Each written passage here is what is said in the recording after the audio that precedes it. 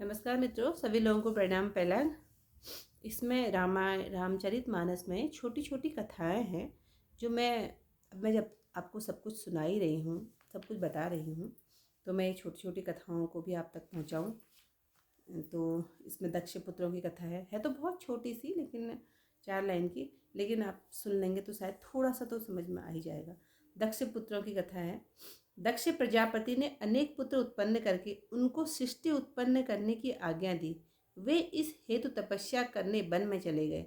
वहां नारद जी ने उन्हें ऐसा ज्ञानोपदेश दिया कि वे विरक्त होकर वन में चले गए और घर न लौटे। तब दक्ष ने क्रोधित होकर एक कन्या उत्पन्न करके सृष्टि की उत्पत्ति की और नारद जी को श्राप दिया कि तुम कहीं भी 2 घड़ी से अधिक न ठहर सकोगे।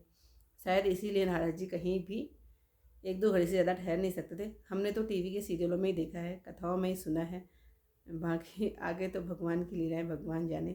अब चित्रकेतु की कथा है। राजा चित्रकेतु के अनेक रानियां थी, किंतु पुत्र एक भी न था। बाद में किसी मुनि के आशीर्वाद से छोटी रानी के एक पुत्र हुआ। जब बालक 1 वर्ष का हुआ तो अन्य रानियों ने ठाह के कारण, मतलब जलन के कारण, उसे विष देकर मार डाला। तब राजा उसके शरीर को गोद में लेकर रुदन करने लगा। तभी नारद जी ने आकर राजा को ज्ञानोपदेश दिया, किंतु राजा को ज्ञान न हुआ। तब नारद जी ने उनके पुत्र की आत्मा को योग बल से बुलाकर कहा, देखो राजा, तुम्हारे शरीर त्यागने से बहुत व्याकुल है, तुम शरीर में आ जाओ। तब आत्मा बोली, कैसा पुत्र, कौन पिता, यह सब झूठा जंजाल है। संसार कर्मानुसार है। सुनो, पहले जन्म में मैं भी राजा था, विरक्त होकर वन में रहने लगा। एक दिन नगर में गया तो एक स्त्री ने मुझे गोला गोइंठा दिया। उसके अंदर चींटी थी, तो मैंने उसे अग्नि पर रखा तो सब चींटी मर गई। वह चींटी तुम्हारी स्त्रियां हुई और उन्होंने मुझे मारकर बदला लिया। गोला गोइंठा देने वाली स्त्री मेरी माता हुई और पाप के वश मैंने इसके उदर से जन्म लिया है। यह कहकर वह बालक मर गया। तब राजा चित्रकेतु भी राज्य छोड़कर वन को चले गए। इस प्रकार नारद जी ने उनका घर भी चौपट कर दिया। अब हिरण्यकश्यप की कथा सुनिए। ये सब नारद जी द्वारा ही कही गई कथाएं हैं। अब आगे को देखते हैं हिरण्यकश्यप के साथ नारद जी ने क्या किया। हिरण्यकश्यप की स्त्री कयाधु जब गर्भवती हुई तो नारद जी ने उपदेश दिया, सो गर्भ में ही प्रहलाद को ज्ञान हुआ।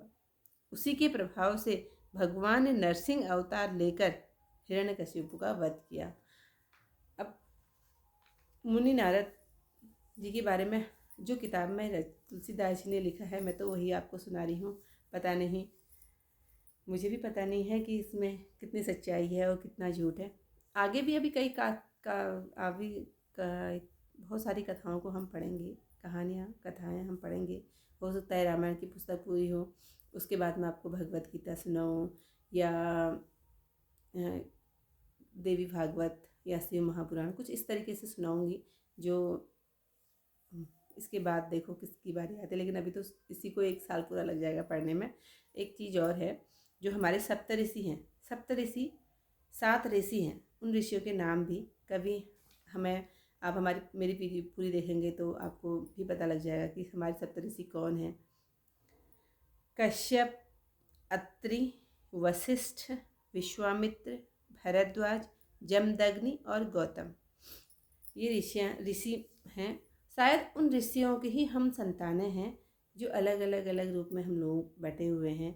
कोई काश्यप गोत्र का होता है, जो हमारे गोत्र हैं वो ऋषियों के द्वारा ही बने हुए हैं, इसलिए कोई काश्यप गोत्र का होता है, त्रिगोशी का गोत्र का होता है, वशिष्ठ का होता है। हम भी भारद्वाज गोत्र के हैं। तो अभी आज के लिए इतना ही सुनाती हूँ।